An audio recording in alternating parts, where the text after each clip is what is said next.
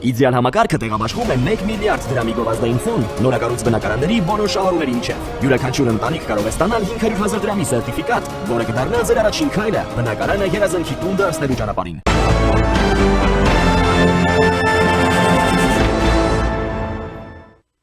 Դուք դիտում եք առաջին լրատվականը, բարև ձեզ, ես Սիրանույշ Պապյանն եմ, այսօր զրուցել եմ ազգային ժողովի փոխնախագահ Ռուբեն Ռուբինյանի հետ։ Պարոն Ռուբինյան, բարև ձեզ։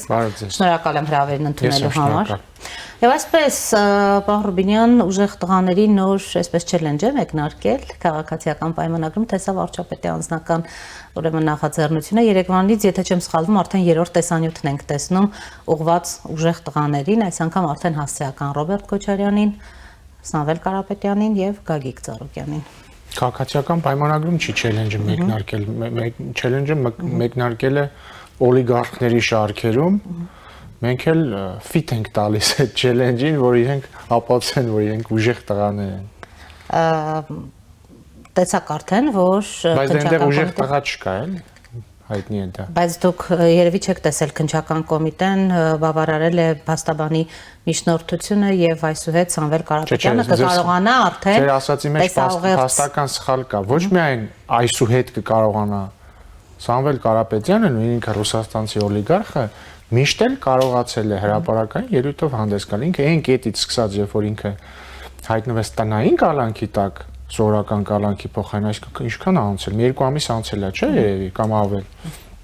Ինքը ազատ է եղել եւ շարունակում է ազատ լինել հրապարակային ելույթներ ունենալ։ Ինչու ինքը հրապարակային ելույթներ չի ունեցել այսքան ժամանակ։ Կարծում եմ ակնհայտ է, որովհետեւ ինքը եւ իր թիմը հասկացել են, ինքը դժվար հասկանար, եւ իր թիմը հասկացել է կամ իր կողքի, չգիտեմ, իսրայելցի գեներալները հասկացել են, որ ինքը եթե հրապարակային ելույթ ունենա կամ հարցազրույց տա, բոլորը կհասկանան, որ օլիգարխը մերկ է։ Կամ որ օլիգարխը հայերեն նորմալ չգիտի խոսել։ Ինչ է հիշատակում իսրայելցի գեներալի, կա քաղաքական խանդ, պարոն Ռուբինյան։ Ինչ խանդ։ Զուտ ասում եմ, որ իրենց խորհուրդ են տալիս իսրայելցի գեներալները, հիմա դա փաստ է։ Այսինքն որ մարդիկ կհասկանան, որ ինքը հայերեն խոսել նորմալ չգիտի, կամ ընդհանրապես նորմալ խոսել չգիտի, եւ այսպես շարունակ։ Պարոն Ռուբինյան, լավ գանք Որտեւ абսուրդ է, չէ՞, մարդ ասենք, ասի ես ուժեղ տղա եմ, բայց վախենա հարցազրույց տա, միշտ տարօրինակ չի դա։ Պարոն Ռուբինյան, դեռ մոտ 3 ամիս կա կամ ավելի քիչ, գուցե այնքան հարցազրույց տա, որ հետագայում ամսակ որ այսպեսի տեսակետ եք հայտնում։ Չեմ կարծում։ Պարոն Ռուբինյան, վարչապետ Նիկոլ Փաշինյանը երեք կառավարության նիստից հետո լրագրողների հետ ճեպազրույցում մի շարք ուշագրավ հայտարարություններ է արել, որոնց ուզում եմ առանձին անդրադառնանք։ Նախ մի շարք ուժերին ամեղադրեց սեպտեմբերին պատերազմ պատրաստելու մեջ, այդ բոլոր ուժերը Սիրանուշ, ես խնդրում եմ, պետք չի սխալ ցիտել։ Պետք չի սխալ ցիտել, դա լավ լրագրություն չի։ Բառացի եմ ասում։ Չէ, բառացի չեք ասում, չի եղել այդպես։ Դե ասեք։ Վարչապետը ասել է, որ եթե գնանք, Հայաստանը գնա ընդդիմության 3 օլիգարխների ասած ուղղությամբ, պատերազմը լինելու է անխուսափելի։ Նույնիսկ ժամկետ նշեց պարոն Ռուբինյան, այո։ Սեպտեմբերին, ասել է շատ շուտ աշնանը կլինի սեպտեմբերյան պատերազմ։ Դա չի նշանակում, որ իրանք են պատերազմ նախապատրաստում։ Դա նշանակում է, որ իրենց քաղաքականությունը որդեգրելու դեպքում Հայաստանը հայտնվելու է անխուսափելիորեն պատերազմի մեջ։ Լավ, հիմա ինչ եմ ուզում ասել։ Իդեպ այս կոնտեքստում մի բան ասեմ։ Այն նույն մարդիկ, ովքեր Փաշինյանին մեղադրում են, ասում են, ինչի 20 թվականից առաջ չեկար Փաշինյանը, չներկայացրեց իրերի դրությունը, չներկայացրեց պատերազմի վտանգը, հիմա երբ որ Փաշինյանը ասում է Ժորժ ջան, եթե Հայաստանը գնա այս 3 օլիգարխների առաջարկած ճանապարհով հայտնվելու է պատերազմի մեջ, ասում են պատերազմով է սպառնում։ Այսինքն երբ որ ինքը մինչև 20 թվականը չէր ասում, որ սենց եթե չանեն կամ սենց եթե անեն կլինի պատերազմ, ինքը դավաճաներ, որովհետև չէր ասում, հիմա որ ասում է, դավաճանա, որովհետև ասում է։ Պարոն Ռուբինյան, այդ բոլոր ուժերը վարչապետի խոսքով խաղաղության ռեվիզիայի դիրքերից են հանդես գալիս։ Հիմա շատ կոնկրետ հարց եմ ուզում տալ։ Իսկ ինչ եք արել, օրինակ, խաղաղության ինստիտուցիոնալացնելու եւ այդ պատերազմը, օրինակ, թույլ չտալու համար։ Ձեր անգործությունը չի հնարավորություն տալիս նրանց այդպիսի քայլերի գնալու, Իհարկե ոչ, որովհետեւ մեր եթե մենք անգործություն ցուցաբերած լինենք, հիմա խաղաղություն չէր լինի։ Եթե մենք անգործություն ցուցաբերած լինենք, 2 տարուց ավել այն իրավիճակը, որ 2 տարուց ավել մեր սահմաններին զոհ չկա հակառակորդի կրակոցից չէր լինի։ Եթե անգործություն ցուցաբերած լինենք, խաղաղության հռչակագիր չէր ստորագրվի Վաշինգտոնում։ Եթե անգործություն ցուցաբերած լինենք, խաղաղության պայմանագիր չէր նախաստորագրվի Վաշինգտոնում։ Եթե անգործություն ցուցաբերած լինենք, սահմանազատման հանձնաժողովների միջև սահմանազատման կանոնակարգ ընդունված չէր լինի։ Եթե անգործություն ցուցաբերած լինենք, սահմանազատում տեղի ունեցած չէր լինի։ Էլ ինչ շարունակեմ, եթե անգործություն ցուցաբերած չլինեինք, Հայաստանի համար երկաթ գիծը չէր ապաշրջափակվի դեպի Ռուսաստան եւ Ղազախստան։ Եթե անգործություն ցուցաբերած լինեինք, թրիփի շուրջ համաձայնություն, այսինքն համաձայնություն մի բանի շուրջ, որ չի լինելու որևէ արտատարածքային միջանցք, չէր լինի։ Եվ այսպես շարունակ, այլ հարց, որ մեր գործունեության եւ այսքան տառապանքների եւ ջանքերի շնորհիվ ձեռք բերված խաղաղությունը, որը իրողություն է, մենք չենք խոսում հիպոթետիկ ապագա խաղաղության մասին։ Մենք խոսում ենք այս պահին գոյություն ունեցող խաղաղության մասին արդեն իսկ։ Այ եթե այս ընդդիմադիր 3 օլիգարխները հասնեն իրաց ուզածին, հաղթեն, ինչ են իրանք հայտարարում, իրանք ասում են, մենք ուզում ենք հաղթել ընտրություններում, ուզում ենք կրկնել Գյումրիի սցենարը, այսինքն 3 ուժով հաղթեն, միանան, ոչ թե հաղթեն, այլ հավաքեն բավարար քվեներ, որպեսզի միանան, կազմեն կառավարություն ու իրանք ճիշտ մատնանշեցիք վարչապետի խոսքերը ռևիզիա են ուզում ենթարկել խաղաղություն, այսինքն իրանք ինչ են ասում։ Ասում են, գիտեք ինչ կա, մենք դեմ չենք խաղաղությանը, բայց ու ասում են մի 10 բան, որը ուղիղ հակասում է այսօրվա խաղաղության ճարտարապետությանը, այսինքն իրանք ասում են, բայց նայ, ասում ենք նայ, մենք դեմ չենք թրիփին, բայց պետքա թրիփում նոր երկրներ ներառել։ Դա գիտեք ինչ է, դա ասենք մի քիչ աբսուրդ է, էլի, որովհետև դա նույնն է, ինչ ասել մենք դեմ ենք թրիփին, որովհետև թրիփը հայ-ամերիկյան նախագիծ է։ Հիմա մեկը չի կարող, չէ՞, ասել, օրինակ, մենք դեմ չենք, չգիտեմ, ինչ է։ Մենք դեմ չենք հայ-ռուսական երկկողմ պայմանագրերին, բայց դրանցում պետք է նոր կողմեր ներառել, ասենք, չգիտեմ, Ամերիկային եւ Ֆրանսիային եւ Չինաստանի եւ Հնդկաստանի։ Աբսուրդ է, չէ՞։ Կամ ասում են, մենք դեմ չենք խաղաղության պայմանագրին, բայց պետք է ավելացնել երաշխավորներ։ Դա նշանակում է խաղաղության պայմանագրի տեքստում նախադասություն ավելացնել։ Դա նույնն է, ինչ վերաբանակցել արդեն իսկ բանակցված պայմանագիրը։ Դա նույնն է, ինչ իջիկ դարձնել այդ պայմանագիրը։ Հաջորդը նրանք ասում են, մենք դեմ չենք սահմանազատմանը, բայց սահմանազատմանը սկզբունք որպես ընդունել Ալմատայի հռչակագիրը սխալ է։ Պետք է նոր սկզբունքներ ընդունել։ Օրինակ, պետք է սահմանագծումը իրականացնել ըստ դեմոգրաֆիական չափանիշների։ Այսինքն դա նույնն է, ինչ ասել, որ չենք ընդունում այսօրվա Հայաստանի Հանրապետության միջազգայինորեն ճանաչված 20743 կիլոմետր քառակուսի տարածքը։ Ռոբերտ Քոչարյանը հայտնի կերպով մի քանի ամիս առաջ ասել է, որ եթե դու սահմանափակվում ես քո 29743-ի մեջ, դու ոչ մեկի պետք չես։ Այսինքն ինք ուզում է չսահմանափակվենք։ Հիմա այս ամեն ինչը եթե իմի են բերում, երբ որ իրանք ասում են մենք դեմ չենք խաղաղությանը, բայց մեկը ասում է մեզ պետք է արժանապատիվ խաղաղություն, մյուսը ասում է մեզ պետք է ուժեղ խաղաղություն, մյուսը ասում է մեզ պետք է իրական խաղաղություն։ Իրական եթե թարգմանենք ինչ է նշանակում։ Ասում են մեզ այս խաղաղությունը պետք չի։ Մենք ուզում ենք այս դնենք մի կողմ, ինչ որ այլ բաներ բանակցենք։ Դա նույնն է, ինչ ունենալ պատերազմ, ամենայն պատասխանատվությամբ ես դա ասում եմ, եթե Հայաստանը գնա այն ճանապարհով, որ առաջարկում են 3 օլիգարխները, պատերազմը լինելու է անխուսափելի։ Եվ ի տարբերություն 20 թվականից առաջվա մենք սա հստակ ասում ենք։ Մյուս կողմից, եթե մենք գնում ենք այն ճանապարհով, որը առաջարկում է քաղաքացիական պայմանագիրը, դա նշանակում է խաղաղությունը դարձնել անշրջելի, ընդ որում առանց որևէ զիջման։ Պարոն Ռուբինյանի, երբ ասում եմ անգործություն, ես նկատի չունեի այ օգոստոսի 8-ը, նկատի չունեի սահմանազատման հանձնաժողովների աշխատանքը, ես նկատի ունեի այն, որ այդ քաղաքական ուժերը այսօր այսպես ասած լուրջ հայտ են ներկայացնում ձեզ հետ ընտրական պայքարի մեջ մտել։ Դուք ասել եք, հա, ընտրակեղծարար են, շատերին բնորոշել եք այն ժամանակ, ուրեմն շատերը ապօրինի հարստացած են եւ այլն եւ այլն, եւ քաղաքական գնահատական չի տրվել, այն ինչի մեջ ձեզ քանիցս քննադատել է ընդդիմության մի հատված, որ այս ուժերը ուղակի օրենսդրորեն պիտի մասնակից չլինեին ընտրական գործընթացներին, բայց դուք դարձրել եք, այսպես ասած, ձեզ մրցակից։ Սիրելի Սիրանուշ, սա այս փաստարկը հնչում է ոչ միայն ձեր շուրթերից, այլ նաև մեր քաղաքացիների մի հատված, այդ թվում մեր համակիրների մի հատված, անդադ ասում է դուք եք մեղավոր, ինչ են մասնակցում։ Բայց կներեք ժողովրդավարությունը չի նշանակում է, ով որ կառավարությունը դուր չի գալիս կամ ում համարում է չարիք, պետք է արգելի ընտրությունների մասնակցել։ Ժողովրդավարական Այսինքն ընտրակեղծարարներն էլ թող մասնակցեն, հա, խոսքը դրա մասին չի։ Նույնիսկ տեսականորեն հանցագործը կարող է մասնակցել ընտրություններին, եթե այդ պահին նստած չի։ Նկատի ունեմ օրենսդրական արգելք մեր սահմանադրությամբ, մեր օրենքներով չկա մարդկանց ընտրություններին մասնակցելու որպես տեխնացու բացառությամբ մի քանի փոքրիկ դեպքերի հիմա չգիտեմ այնտեղ երբ որ մարդը եթե չեմ սխալվում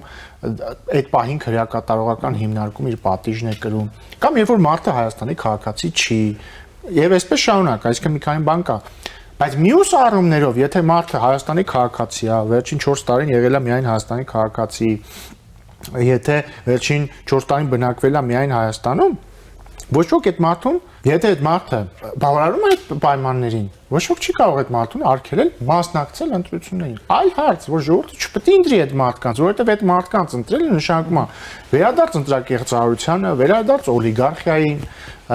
եւ վերադարձ հակամարտությանը։ Շատ բարձ։ Օրինակ մարդիկ եթե ընտրեն բելարուսամետ օլիգարխին, իրանք պետք է իմանան, որ իրենց ձայնը նաև տալիս են ռուսաստանցի օլիգարխին եւ արյունարբու օլիգարխին։ Եթե ընտրեն արյունարբու օլիգարխին, պետք է իմանան, որ ձայնը տալիս են նաև ռուսաստանցի օլիգարխին եւ բելարուսամետ օլիգարխին։ Սա նշանակում է, որ բելարուսամետ օլիգարխի որդին արդեն ստիպված չի լինի թաքնվել արդարադատությունից Բելարուսում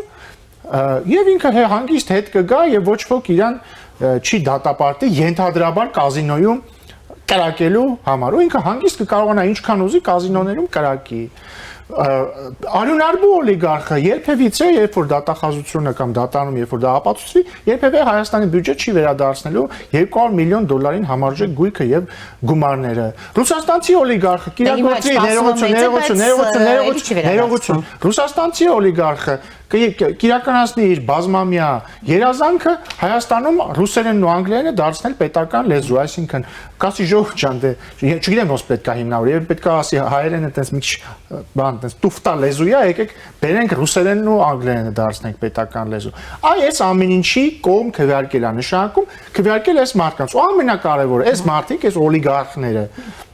որոնք տարիներ շարունակ հարստացել են այդ թվում օգտագործելով Հայաստանի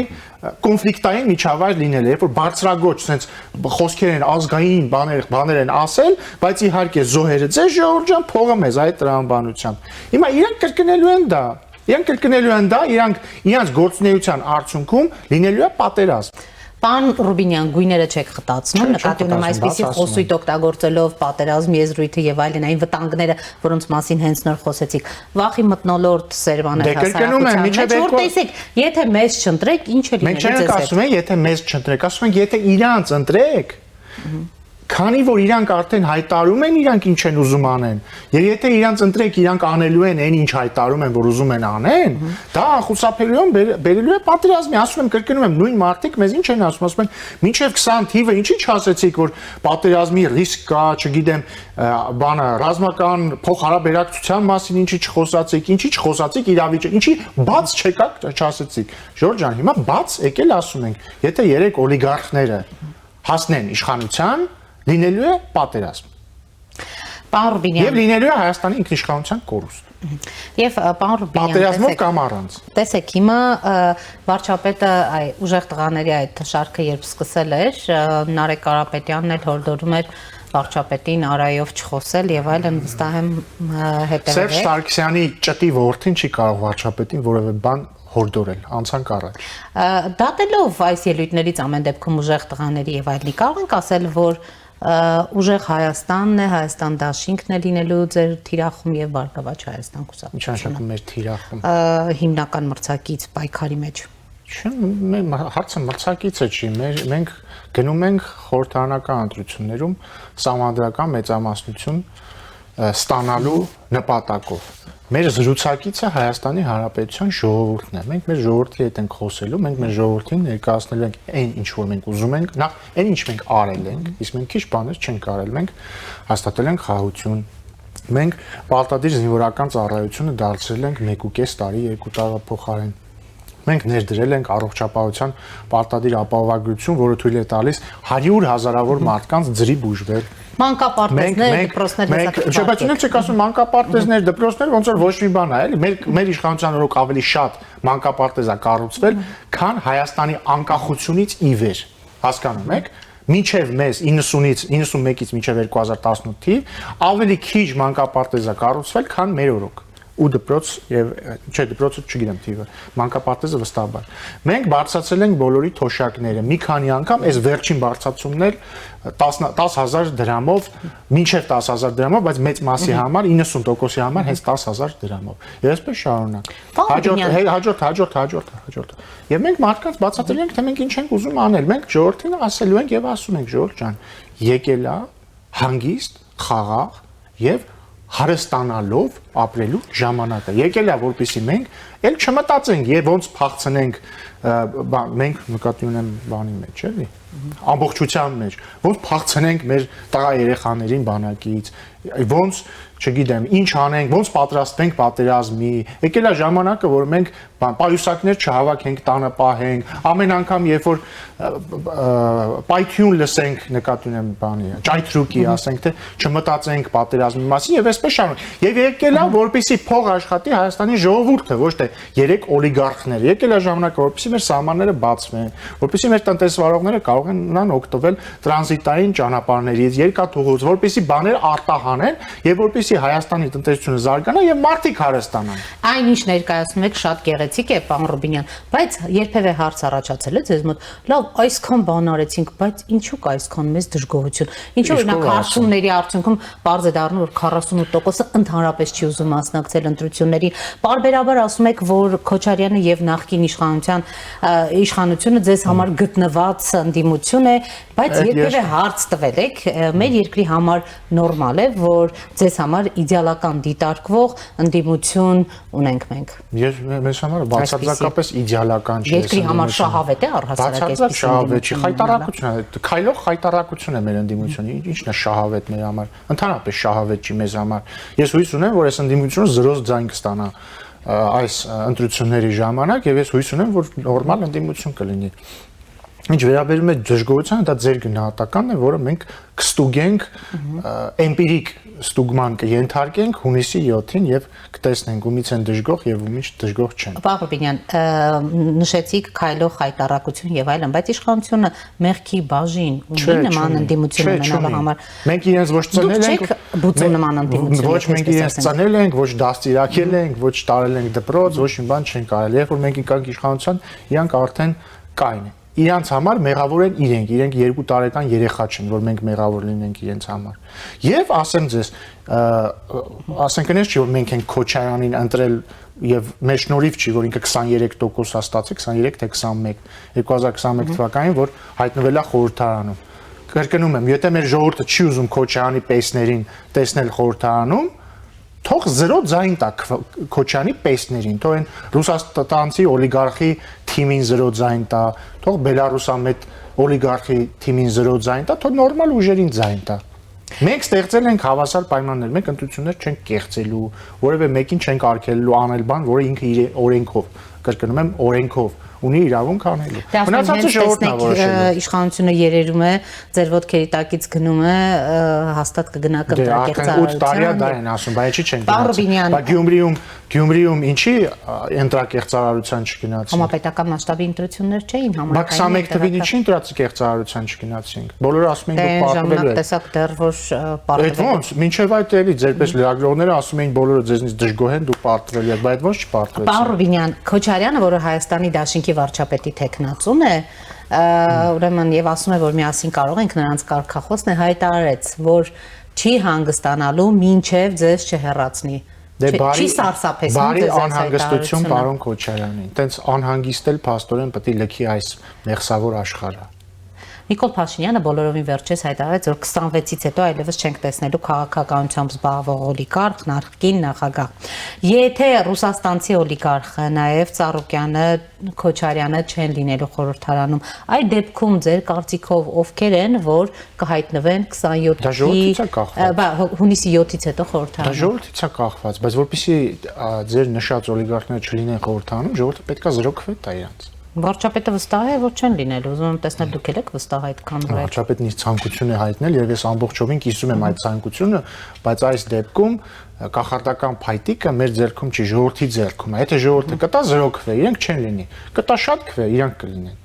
Պարոն Ռուբինյան, գիտեք արտաքին հետախուզության ծառայության հաղորդագրությունը, որ 80,000 ուրեմն Ռուսաստան անունը իհարկե չկա, այլ երկրում ապրողներ ուրեմն համերկրացիների գուցե բերեն եւ այստեղ ընտրություն կազմակերպեն, գիտեք քննչական կոմիտեն էլ ընթացք է տվել այս հաղորդագրությանը, դուք վտանգ մտահոգություն չունեք, որ այնուամենայնիվ օրենսդրական դաշտում ամեն ինչ նորմալ կլինի եւ նրանք կգան եւ այդ քվեարկությունը կյանքի կկոչեն։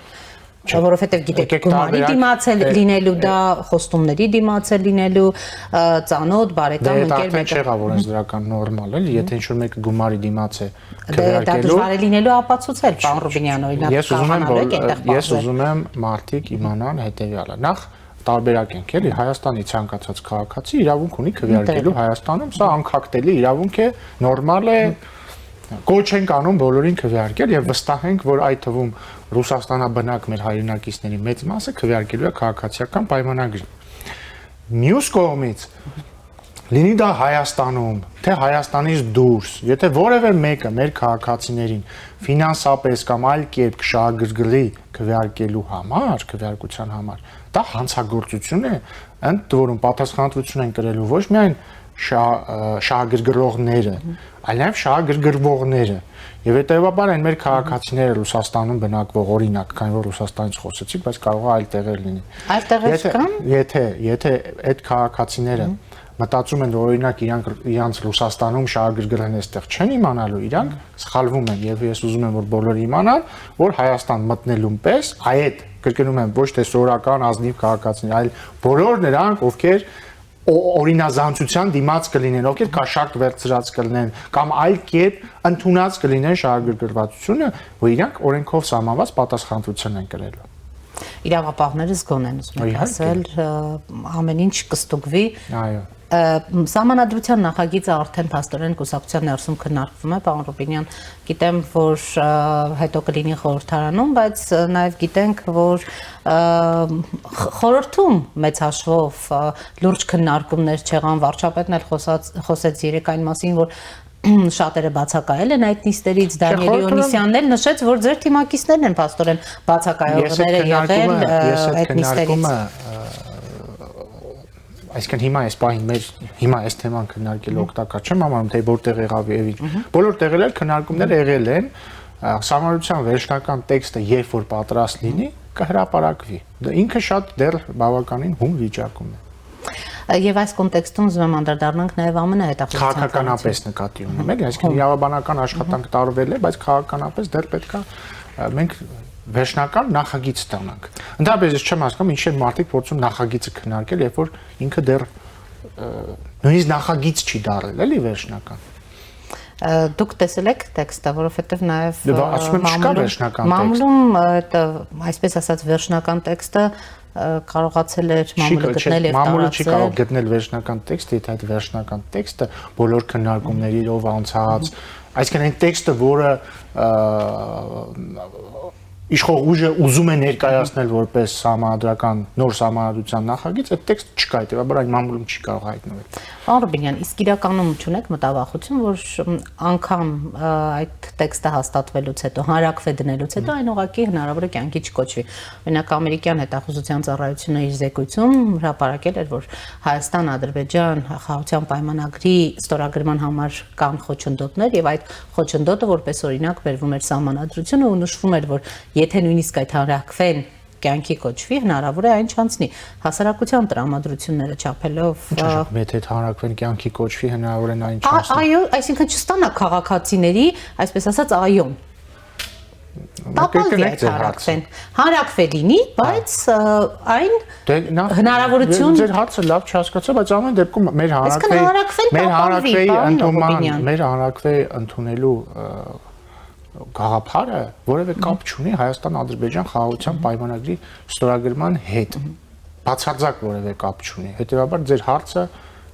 չեմ կարծում որ որևէ կերպ ռելևանտ է մեր քննարկմանը։ Պարոն Ռուբինյան, Բուն սահմանադրությունը արդյոք կընդունվի թե ոչ, երբ որ նախագիծը հրապարակվի։ Դա մեր ժողովրդից է կախված, կողմ քվեարկեն կընդունվի, դեմ քվեարկեն չի։ դեմ ենթադրենք դեմ է քվեարկել ու չի ստացվում արդյոք որ խաղաղության պայմանագրի ստորագրումը մտնում է Սիրելի փակուղի։ Սիրանուշ, դուք չեք լսում, ես ինչ եմ Ես լսում եմ, ասում եք դա մեր ներքին գործն է, պարոն Ռուբինյան, բայց մենք տեսնում ենք նաև Ադրբեջանն էլ ունի իր պահանջները նախապայմանները։ Այդ դեպքում մենք ունենք պլան B։ Մենք էլ ասում ենք Ադրբեջանի նախապայմանները լեգիտիմ չեն եւ չենք ընդունում այդ նախապայմանները։ Մենք ասում ենք հենց հիմա եկեք ստորագրենք խաղաղության պայմանագիր։ Սահմանադրության թեման մեր ներքին գործն է, դրա մասին մենք խոսում ենք 18 թվից։ Վարչապետը 2020 թվականի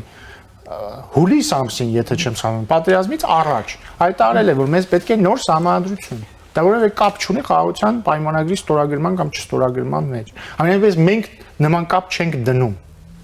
Իսկ եթե Ադրբեջանը դնում է, ունենք մենք պլան B, մենք ասում ենք եկեք այսօր ստորագրենք։ Չեն գալիս, ինչ են անում մենք։ Չեն գալիս, ինչպես են կարող համոզել։ Շարունակում ենք աշխատել, այդ է։ Կարևորն է որ հիմա խաղաղություն կա։ Այդ խաղաղությունը, ինչպես տեսնում եք, այսօր մենք ունենք խաղաղություն, անկախ նրանից խաղաղության պայմանագիրը ստորագրված է թե չէ։ Այդ ստորագրված չէ, դեռ կա նախաստորագրված խաղաղության պայմանագիր, բայց ինչն ավելի կարևոր է, ունենք խաղաղության հռչակագիր ստորագրած։ Եվ այն գործում է։ Պարոն Ռուբինյան, տեսեք, մենք տեսնում ենք գործընթացներ, խաղաղության գործընթաց, խաղաղությամբ ուրեմն ողջավորված եւ այս գործընթացը առաջ տանող իշխանություն, բայց միևնույն ժամանակ տեսնում ենք Ռուսաստանի Դաշնություն, որը իր արտաքին գործերի նախարարության պաշտոնական ներկայացուցչի մակարդակով որևէ առիթ բաց չի թողնում քննադատելու այս իշխանության ավելին արդեն իսկ հասել է խնդիր այնտեղ, որ Զախարովան բաց տեքստով նաև ծաղրում է Հայաստանի վարչապետին։ Այս մարդիկ հաղթում են իրենց սեփական շախմատում, գիտեք, Եվրախորհրդարանի ամբողջ ելույթը վերլուծելով այդպիսի եզրակացության է եկել Տիկին Զախարովան եւ ես այդ տեխնոջ չմեկնաբանեմ էլի։ Չեմ կարծում որ կարիք կա նրան մեկնաբանել։ Պաշտոնական ներկայացուցիչ է արտաքին գործերի պաշտոնական ներկայացուցիչ չէ, եթե կարիք լինի մեր արտաքին գործերի նախարարության պաշտոնական ներկայացուցիչն էլ, եթե կարիք լինի մի բան կասի, եթե կարիք չլինի չի ասի։ Հիբրիդային արագարձագանքման խումբը կսկսի իր գործունեությունը, պարոն Ռուբինյան, դուք ինչ եք կարծում 20 հոգով կամ 30 հոգով կարողանալու են ուրեմն այն ահռելի գրոհին, որը կա, դիմակայել Հայաստանի իշխանությունը այս առումով ինչ է անում եւ հիբրիդային այս սպառնալիքները որքանով կարող են ազդեցություն ունենալ ընդհանուր ընտրությունների արդյունքների վրա ձեր հիբրիդային սպառնալիքներին դիմակայելու են մեր համապատասխան մարմինները եւ ես վստահ եմ, որ մեր համապատասխան մարմինները հաջողությամբ են դա անելու։ Արդյոք հիբրիդային սպառնալիքներ կան կամ միջամտության փորձ մեր ընտրություններում միանշանակ կա։ Այդ միջամտությունը ունի 3 գործիք։ Ռուսաստանցի օլիգարխը, բելարուսամետ օլիգարխը եւ արյունարբու օլիգարխը։ Այս գործիքներին մեր ժողովուրդը պիտի չտա որևէ քվե։ 0 քվե ռուսաստանցի օլիգարխին, բելարուսամետ օլիգարխին եւ արյունարբու օլիգարխին կամ ընդհանրապես բոլոր անգրագետ օլիգարխներին։ Փաստորեն գրագիտությունը այս անգամ առաջին պլան եկավ, պարոն Ռուբինյան, գրագիտության անհրաժեշտությունը, հայոց լեզու իմանալու անհրաժեշտությունը, աշխարհագրություն իմանալու անհրաժեշտությունը, Հայաստանի սահմանադրություն իմանալը շատ կարևոր է, օրինակ որ մարդ կարողանա կարդա եւ տեսնի ով կարող է լինել պատգամավորի եւ կառավարության անդամի տեխնացու, ով չի կարող լինել, գրել կարդալու ունակությունները շատ կարևոր եւ այսպես շարունակ։ Գուբանել հանելու ունակությունը ըստ էության դուք պատրաստ եք նրանց հետ բանավիճելու, եթե նրանք պատրաստ լինեն։ Իհարկե, ես պատրաստ եմ բոլոր 3 օլիգարխների հետ միանգամից բանավիճել։ Պարոն Ռուբինյան, այնուամենայնիվ ձեր գնահատմամբ որն է առավել իրատեսական հունիսի 7-ի համար 50+, դուք ասում եք սահմանադրական մեծամասնություն, բայց նոր նշաձող է վարչապետը սահմանել Գյումրիում 65+։ Դե նույն սահմանադրական մեծամասնությունն է, էլի, եթե մանդատներով չափենք։ Առավել իրատեսական դուք բացառում եք օրինակ սահմանադրական մեծամասնություն 2/3-ն է։ Մեր նպատակադրումը դա է։ Եվ բայց կրկնում եմ, ես մի քիչ երբ որ ինձ լրագրողները հարցնում են արդյոք դուք վստահ եք որ հաղթելու եք կամ ինչ եք մտածում, ինչքան ձայն կստանա, ես մի քիչ այդ հարցը ինձ ինձ համար մի քիչ անհարմար է, այն իմաստով, որ ես չեմ որոշող սուբյեկտը, որոշող սուբյեկտը մեր մարդիկ են։ Հա իհարկե ես ուզում եմ եւ ունեմ որոշակի վերլուծություն այն առումով, որ մենք դրական արդյունք ունենանք։ Բայց ի վերջո չէ, ես ուզում եմ որ մարդիկ իմանան, որ իրենք են որոշողը։ Մարդկա մեր ժողովրդից է կախված, ով ինչքան տոկոս կտանի 10, 20, 30, 40, 50, 60, 70, թե 80։ Ի տարբերություն Սերժ Սարգսյանի տարիներին, երբ որ ասում են ինչքան ուզես կխփեն 60, 70, թե 80։ Ուզում եմ անկեղծորեն խոստովանել, որ մենք ինչքան ուզենք չենք կարող խփել, մենք ընդհանրապես չենք կարող խփել։ Մենք կարող ենք մեզ հանձնել ժողովրդի դատին, ժողովուրդը կորոշի, մենք ստանանք 10%, 20, 40, 50, 60, 70, թե 80։ Նույնքան ժողովուրդը կորոշի օլիգարխները կստանան 1%, 2, 3, 4, 5, 6, 7, թե այսպես շարունակ։ Մարզային այցեր եք անում։ Բացառությամբ ռուսաստանցի օլիգարխի, որը ոչ մի տոկոս չի կարող ստանալ, որտեղ ինքը տեխնացու չի կարող լինել, իր ընտանիքի անդամները կարող են ստանալ։ Դե իրենք ասում են դրան էլ ինչ լուծում ունեն, չէ՞, պարոն Ռուբինյան, որ կգան սահմանադրություն փոխեն։ Չեն կարող, որովհետև սահմանադրություն փոխելուց առաջ պետք է ընտրված վարչապետ լինի, ըստ մեր սահմանադրության, այ որ ունակություն ունենային սահմանադրություն կարդալ, գուցե կարողանային սա կարդալ։ Պարոն Ռուբինյան, այնուամենայնիվ դուք ինչ եք կարծում 26 թվականի հունիսի 7-ից հետո, եթե շարունակեք ձեր աշխատանքները,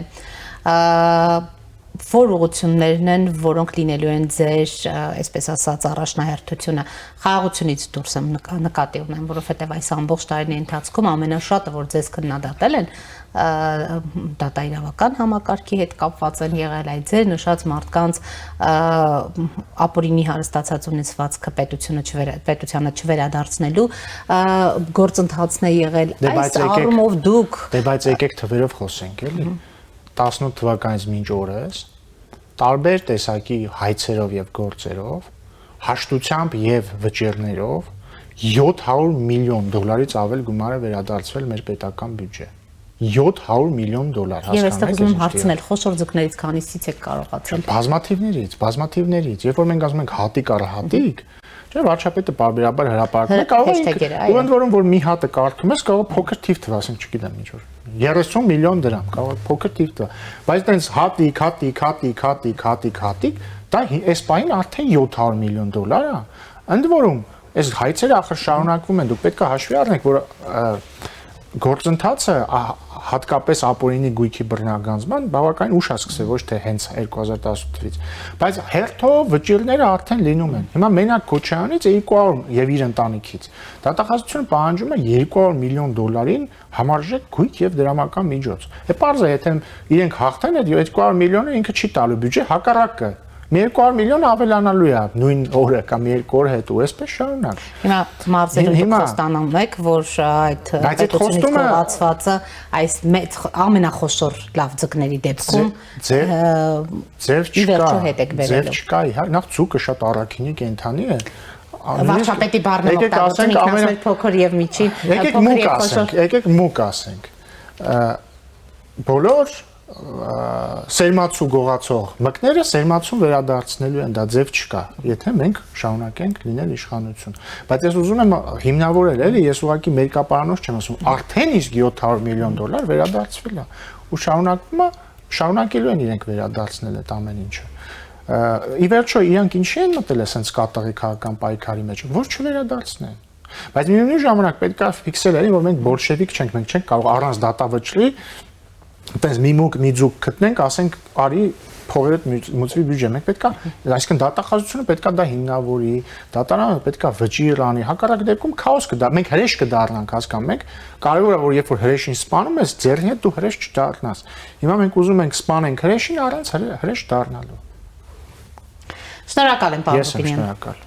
Առաջինի տաղավարում զրուցում է ազգային ժողովի փոխնախագահ Ռուբեն Ռուբինյանի հետ։ Կհանդիպենք։